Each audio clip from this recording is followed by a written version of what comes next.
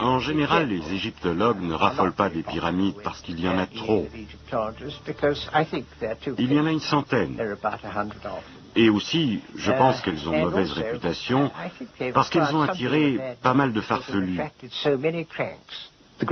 La grande pyramide a un certain pouvoir sur les gens. Selon moi, c'est celui de faire disparaître tout bon sens.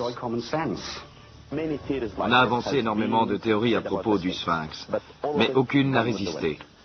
Nous, les égyptologues, nous avons la preuve que le Sphinx date de l'époque de Képhren, le bâtisseur de la deuxième pyramide et du plateau de Gizeh. Mais les preuves qui rattachent ces monuments à Képhren, le roi Khéops et à son époque, sont-elles en béton? Frank Domingo, expert en identification judiciaire, a comparé la seule statue connue du roi Khéops au visage du Sphinx. Les manuels d'identification judiciaire, rédigés par l'inspecteur Domingo de la police de New York, sont utilisés dans le monde entier. Il fait autorité en la matière. Après avoir vérifié toutes les mesures, les angles et les proportions, j'en suis arrivé à la conclusion que le grand sphinx de Gizeh ne représente pas la même personne que la statue du pharaon Képhren. Depuis 1993, les théories avancées par les experts sont remises en cause. Le débat est relancé, car les techniques de pointe utilisées par une nouvelle génération de chercheurs remettent en question les évidences du passé en fournissant des preuves irréfutables. Ce qui est en jeu ici, c'est l'histoire de la civilisation. Les choses ne sont pas linéaires depuis ce stupide homme des cavernes jusqu'au génie que nous sommes avec nos bombes à hydrogène et nos dentifrices à rayures. Pour moi, il ne fait aucun doute que les Égyptiens étaient les héritiers d'un antique savoir et d'une antique sagesse. C'est absurde de dire, comme le font les égyptologues, que ces monuments datent de la genèse d'une civilisation.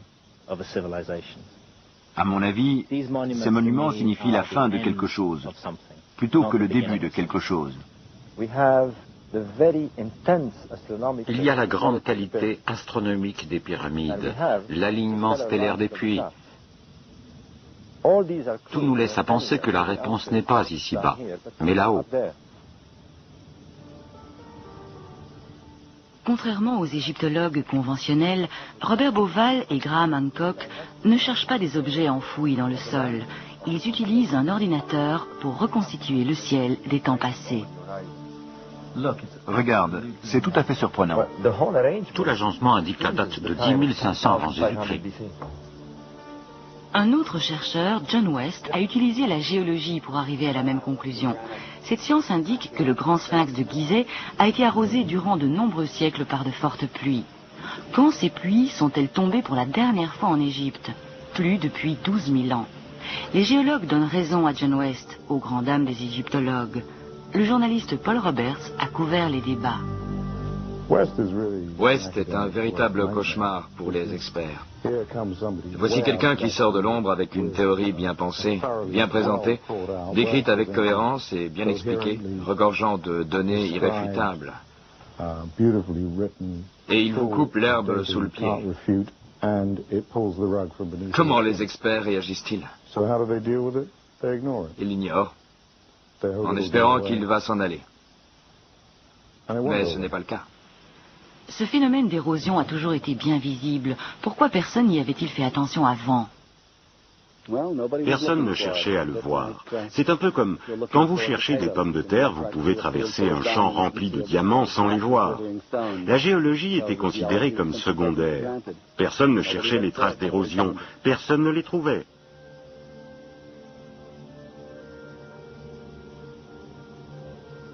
La civilisation pourrait-elle être beaucoup plus ancienne que nous le pensons? Les implications de cette théorie sont déroutantes. Une civilisation inconnue et avancée à l'âge de la pierre? Quand tout cela a-t-il commencé?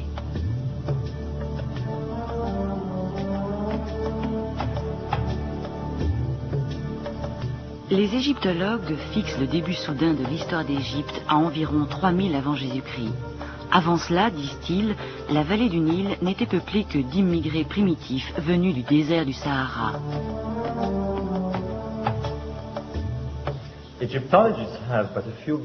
Les égyptologues n'ont que peu de moyens à leur disposition pour établir la chronologie de l'Égypte ancienne. En voici un. La liste des rois d'Abydos. Ici, nous voyons le pharaon Séti qui dit à son fils Ramsès II, « Regarde, mon fils, voici la lignée de tous les rois d'Égypte, en partant de Ménès, le premier roi de l'Égypte dynastique. » Mais les égyptologues s'arrêtent ici, en 3000 avant Jésus-Christ, et ils ne tiennent pas compte de l'autre côté du mur, là où Séti dit à Ramsès, « Voici ce qui s'est passé bien avant le règne de Ménès, il y a des milliers et des milliers d'années, quand la terre d'Égypte était gouvernée par les dieux et les demi-dieux. »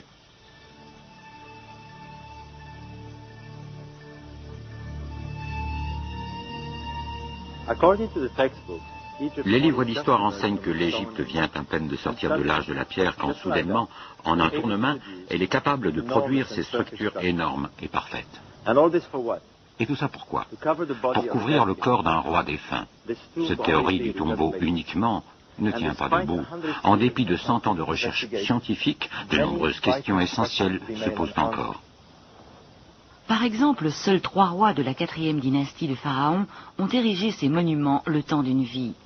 Qu'est-ce qui les a poussés à entreprendre un type de construction inédit et qui le resterait par la suite? En fait, les pyramides semblent émerger d'un trou noir dans l'histoire de l'architecture.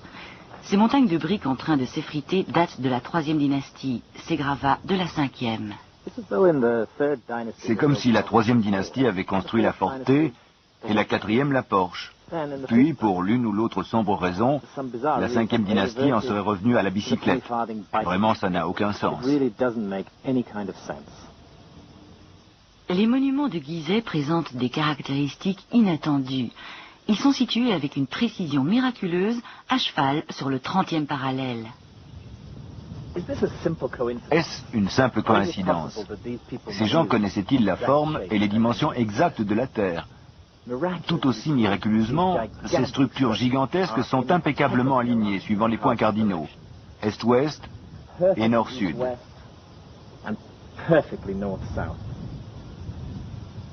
La précision de ces alignements est étrange et n'a plus jamais été atteinte dans aucune structure moderne.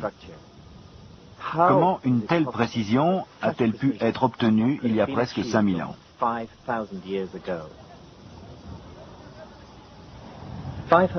Il y a 500 ans, notre propre civilisation n'était même pas sûre que la Terre était une sphère. Ce n'est que depuis 300 ans que nous connaissons les dimensions exactes de la Terre, mais ces gens savaient. En effet, la Grande Pyramide est le modèle mathématique de l'hémisphère nord à l'échelle de 1,43/200.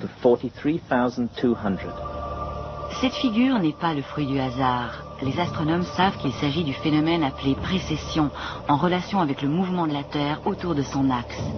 La Grande Pyramide incorpore la valeur transcendante du nombre pi, qui représente le rapport constant du diamètre d'une sphère à sa circonférence, la base des mathématiques poussées. Il est évident que nous avons ici un système très avancé de mathématiques et de technologie, datant d'une époque où, en principe, cela n'existait pas. Pour obtenir ces résultats, les bâtisseurs du passé ont dû avoir recours à une pente de 52 degrés, la seule qui convenait. Est-ce que ce sont vraiment des coïncidences? La précision de ces monuments est presque obsessionnelle. Prenez les côtés de la Grande Pyramide. Chacun fait 227 mètres de long, et pourtant la différence moyenne de longueur entre eux n'est que d'à peine 12 cm.